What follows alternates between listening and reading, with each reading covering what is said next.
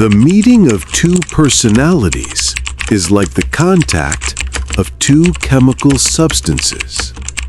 If there is any reaction, both are transformed. Carl Jung. That is what real intimacy does. It transforms. But not every spark creates that kind of change. Some burn bright and fade fast. Ladies, let me ask you something. How can you tell if a man truly sees you, your thoughts, your emotions, your soul? Or if he's only seeing what he wants for the night? Most men will never confess it. They won't say, "I only want your body." Instead, they hide it behind charm, laughter, and words that make you feel chosen, even if only for a moment. And if you're not aware, it's easy to confuse desire with devotion. For a long time, I thought men were impossible to understand, that their intentions were a mystery no one could solve. But eventually, I noticed something. They unconsciously reveal every time. A man who seeks only physical pleasure can't hide it for long. His questions always give him away. They repeat, they circle back, and they expose his real motive. Two questions in particular tell you everything you need to know. Once you recognize them, you'll never mistake temporary passion for true connection again. Let's be honest. Attraction is not the problem. It's what makes two people curious about each other. That quiet spark when eyes meet and something shifts inside. That part is beautiful. But when a man's only goal is to ignite that spark and leave you in the smoke, that isn't romance. It's emptiness. The real difference between being wanted and being valued lives in the questions he asks. And that is where our journey begins. If this message resonates with you, take a moment to like this video, subscribe, and share it with someone who believes intimacy can be more than physical. It can be sacred. Attention is not intention. Picture this. A man walks into your life with that confident ease that makes you feel seen, desired, maybe even chosen. His words come fast and smooth. Compliments that land just right.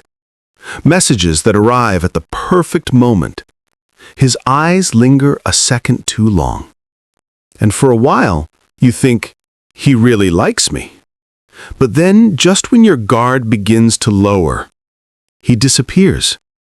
No warning, no closure. You replay every message in your mind, wondering what changed. The truth is, nothing changed. He simply got what he came for. His attention was never intention. It was impulse, dressed as effort. Carl Jung once wrote, "Until you make the unconscious conscious, it will direct your life, and you will call it fate." So many of us call these fleeting connections fate. We tell ourselves, it must have meant something. But what we are really doing is repeating a pattern. Because when we do not recognize the difference between attention and intention, we mistake emotional crumbs for nourishment. Attention is easy. It is fast, thrilling, chemical, like striking a match in the dark. It gives warmth for a moment and then vanishes into smoke.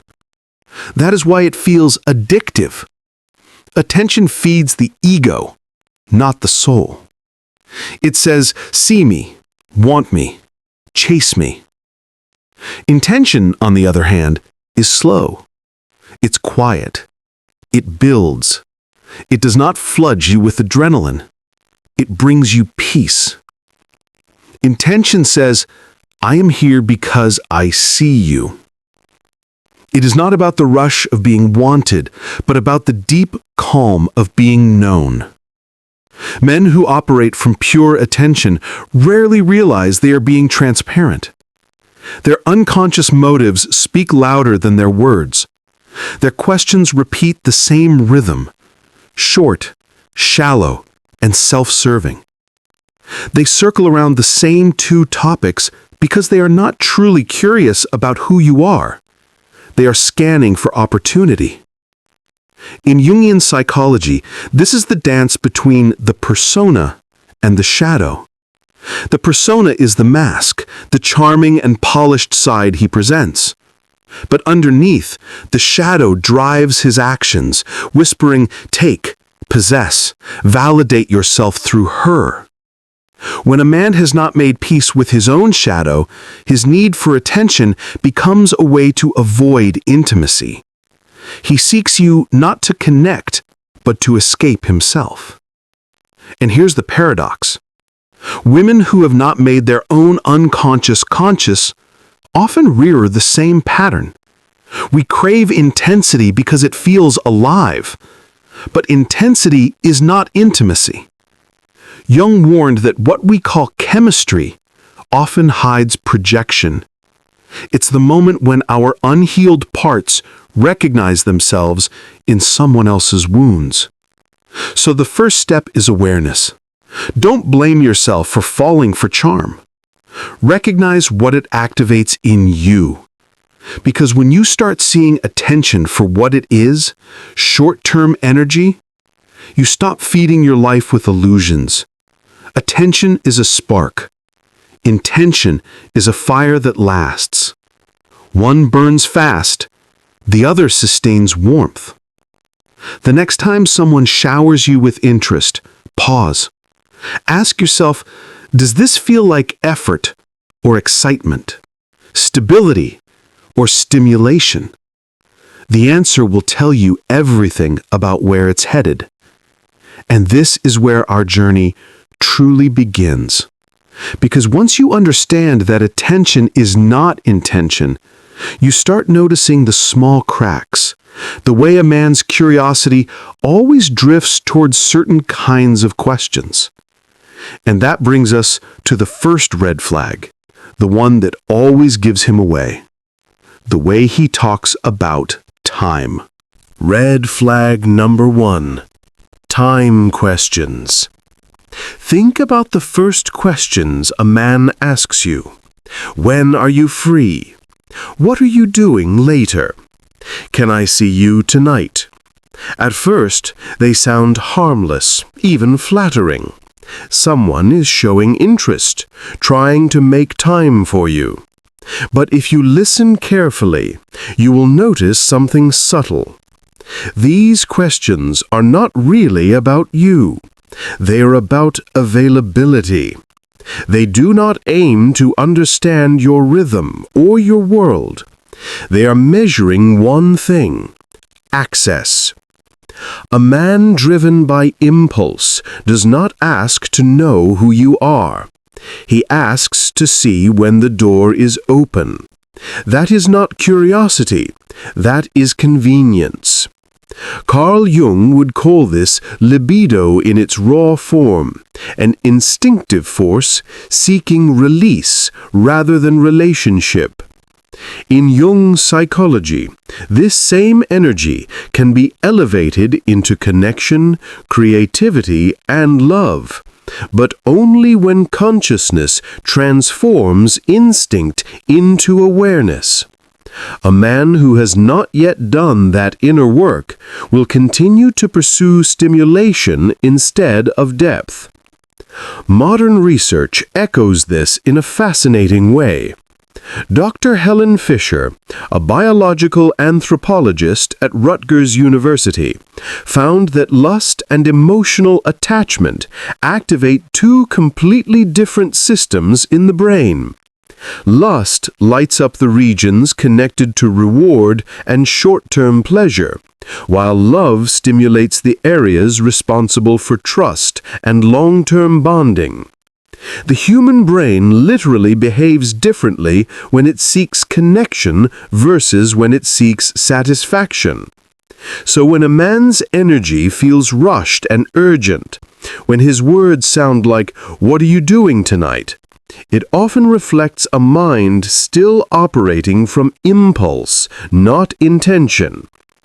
Psychologists at the University of Toronto have studied what they call temporal empathy, the ability to respect and align with another person's time. People capable of deeper emotional intelligence plan in ways that show regard for the other person's life.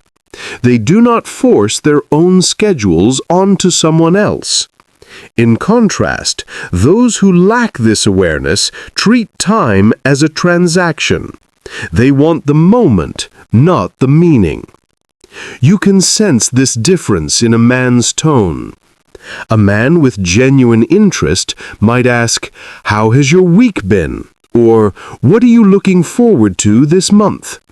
His curiosity expands.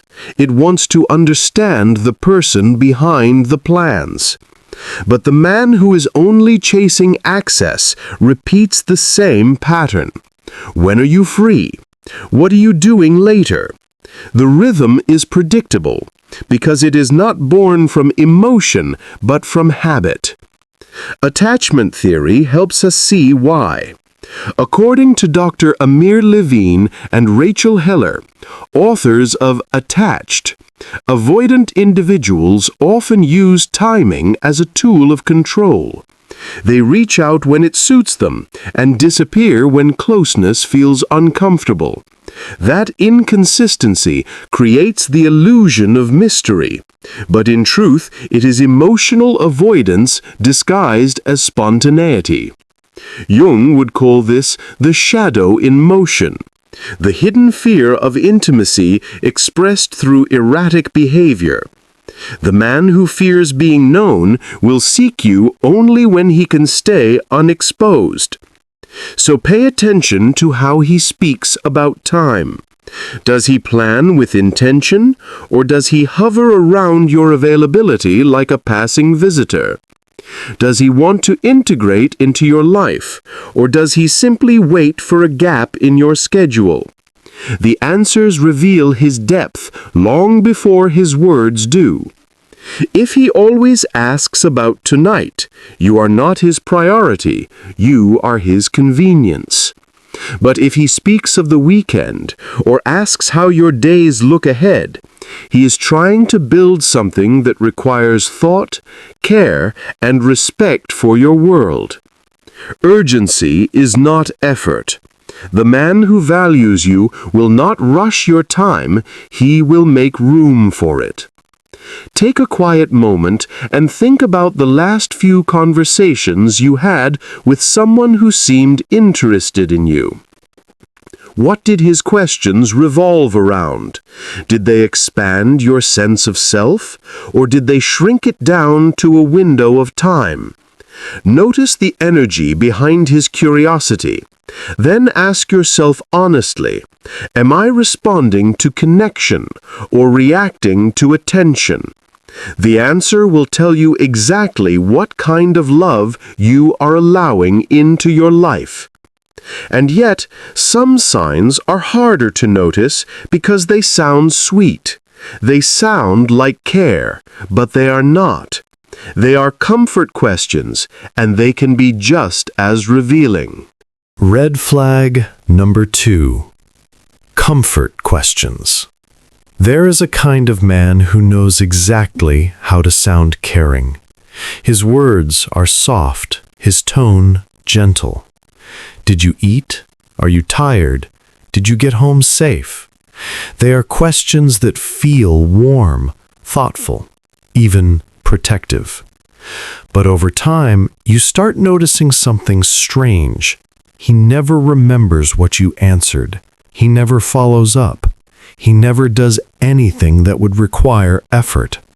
His care begins and ends with the message itself.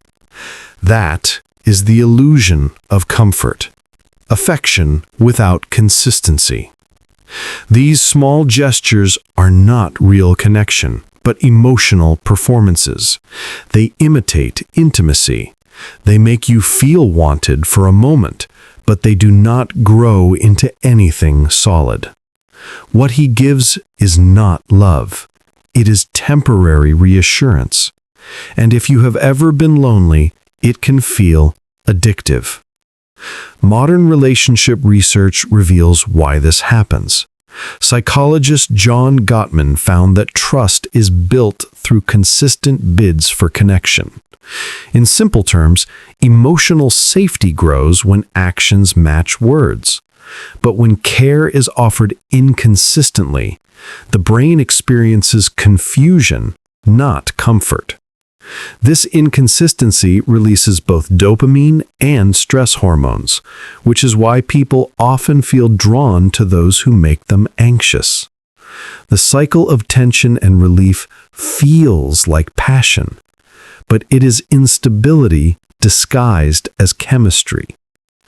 Researchers have also studied what they call empathic deception, the use of gentle, caring words to appear compassionate without genuine feeling. The study showed that people who mimic empathy for approval experience a boost in self-esteem while the receiver feels emotionally drained. Fake care benefits the performer, not the person receiving it. Carl Jung would say this is the mask of the persona. Every human being wears one, a social face that helps them function in the world. But when a man identifies too strongly with that mask, he starts believing in his own performance. He says what sounds right because he needs to see himself as kind. His gestures of concern are not grounded in self, but in image.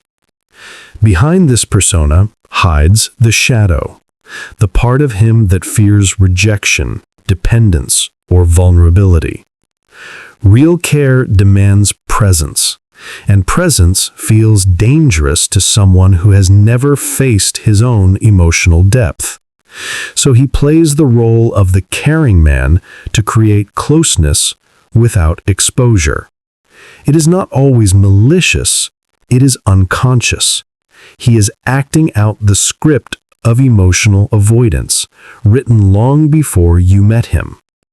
Seeing through this illusion can hurt. It forces you to admit that some people never intended to love you. They only needed your belief in their goodness. But there is power in that realization. When you stop mistaking politeness for presence, your energy begins to shift. You start valuing follow-through over charm. You no longer fall for the man who checks in, but for the one who shows up. The truth is simple, but uncomfortable. Real love remembers. It asks once and follows up later. It is patient. It shows in small, consistent actions that do not need applause.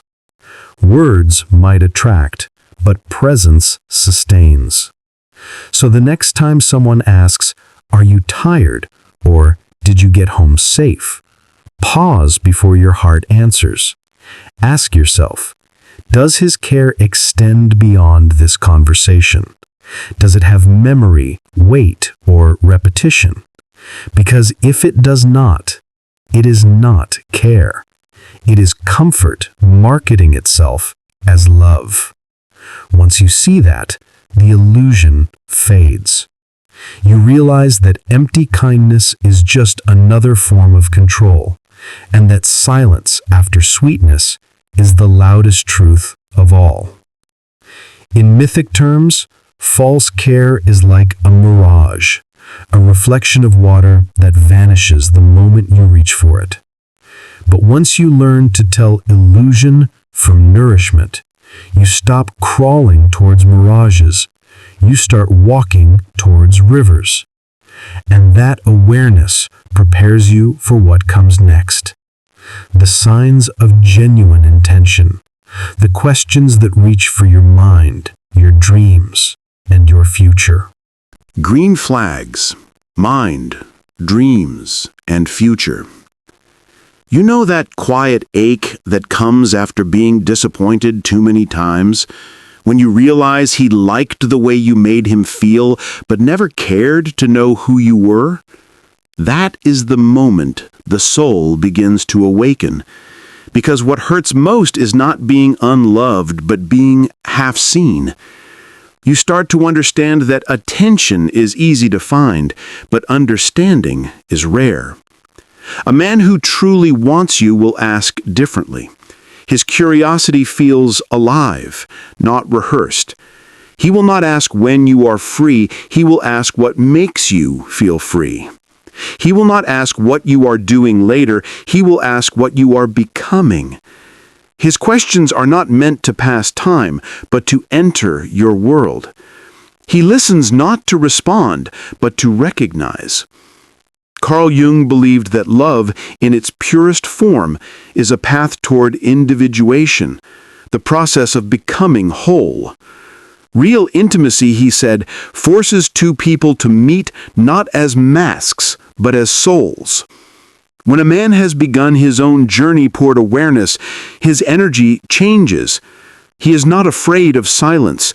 He does not rush your emotions. He asks questions that open you, not test you. Imagine love as a quiet room filled with light. The man of desire walks in loudly, looking for warmth to take. The man of devotion sits beside you and asks what kind of light makes you feel safe.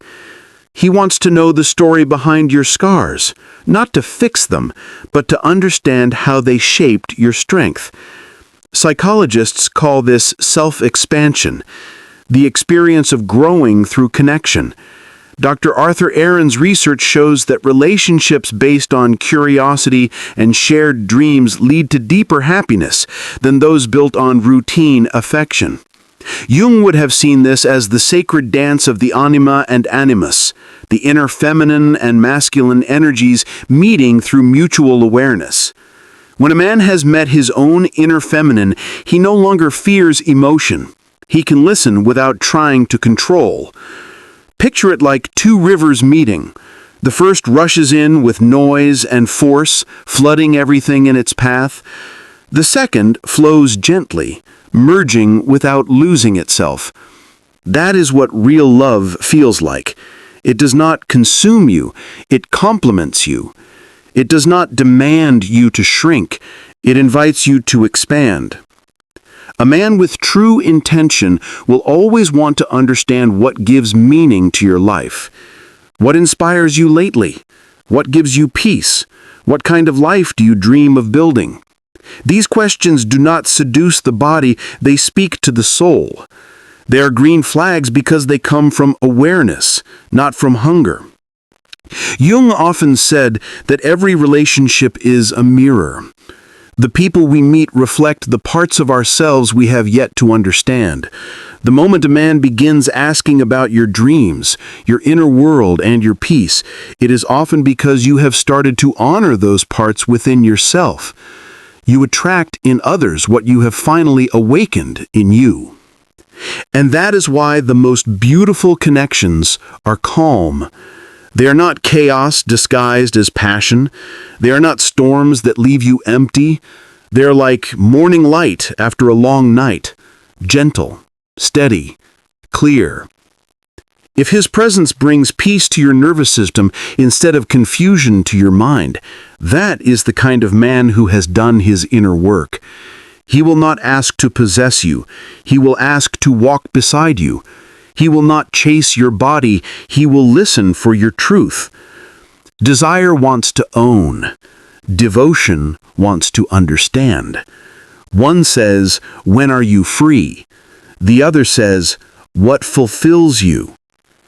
And when you finally meet a man who asks questions that awaken your soul, you will understand what Jung meant when he said that real connection transforms both people. Because love, when it is conscious, does not complete you, it reveals you. The 30-second decision tree. Every woman knows that moment when her phone lights up and her heart hesitates. His name appears. You feel a pull inside you, a mix of hope and doubt. Should I answer? Should I give him another chance? That small pause, that quiet space between impulse and choice, is where your power lives. Jung would call it the meeting point between the conscious and the unconscious. You do not need weeks to see a man's truth. You only need 30 seconds of awareness. That is all it takes to change the pattern forever. When a message comes in, before you respond, stop for 30 seconds. Do not rush to please or to prove. Simply ask yourself, what is the energy behind this message? Does it reach for connection or for access? If his question is about your time, not your life, that is a clue.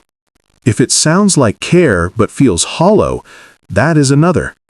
Over time, you will start to notice the repetition, the same phrases, the same rhythm, the same little hooks that once made you feel special. They are not random. They are psychological patterns. Jung wrote that what we fail to make conscious returns as fate. These patterns are the proof. They are the unconscious speaking through behavior. When you finally see them clearly, the illusion loses its power. Modern psychologists call this micro-awareness. It is the ability to interrupt emotional autopilot. In one study from Harvard, participants who took a single breath before reacting during emotional exchanges were significantly better at setting boundaries and making calm decisions. The pause, that single moment of consciousness, changed everything. In those 30 seconds, you reclaim authorship of your life. You stop being a character in someone else's story and become the writer of your own. Imagine a tree standing at a crossroads. One branch grows toward light, the other toward shadow. Each time you pause, you are choosing which branch to climb. If you respond out of loneliness, you keep feeding the same cycle of shallow attention. But if you respond from clarity, you begin to grow upward into intention. That is what Jung meant by individuation, the journey toward becoming whole. Now think of the two red flags we explored. The man who asks about time is looking for availability, not connection. The one who asks comfort questions wants emotional access without responsibility. When you learn to recognize these patterns in 30 seconds, you stop confusing chemistry with compatibility. You stop mistaking words for effort. This decision tree is not about silence or punishment. It is about awareness. When you pause, you let the unconscious come forward. You see the truth that was always there, the way his urgency replaces patience, the way his care disappears after midnight, the way your body tenses every time he texts. These signals are not paranoia, they are wisdom. Ask yourself, what kind of love am I teaching my nervous system to crave? The quick high of inconsistency or the calm rhythm of truth? Each small choice rewires your reality. Jung believed that every act of consciousness ripples through the psyche like light entering a dark room. The 30-second pause is that beam of light. And if you listen carefully, something extraordinary happens. The same situations that once drained you start to empower you. You begin to choose differently, to see differently, to love differently. Because the moment you stop reacting, the pattern breaks. And when the pattern breaks, your story begins. Picture this: a woman standing under a tree at dusk, holding her phone. She takes a breath. For the first time, she does not reply. She looks up instead of down. In that quiet moment, she feels something she hasn't felt in years. Peace. Not because he changed, but because she did. That is the power of 30 seconds. Awareness doesn't take time. It only takes courage. And when you start choosing differently, everything in your love life changes. When you begin to see the pattern, everything changes. You stop chasing attention and start attracting intention. The moment you raise your standard, those who only seek convenience quietly fade away, and those who are ready for depth step forward to meet you. This is the essence of Jung's individuation in love. Not finding someone to fill your emptiness, but meeting someone who helps you awaken. Love stops being a search for comfort and becomes a journey toward consciousness. Remember this truth. A man who only seeks ease will ask about your time and your comfort. But a man who truly desires connection will ask about your mind, your dreams, and your future. Because real love does not rush to possess. It chooses to understand. And when understanding becomes the language of love, intimacy becomes transformation. If this message touched something within you, take a moment to like this video, subscribe, and share your thoughts in the comments. Together, we can build a space where love and awareness grow side by side.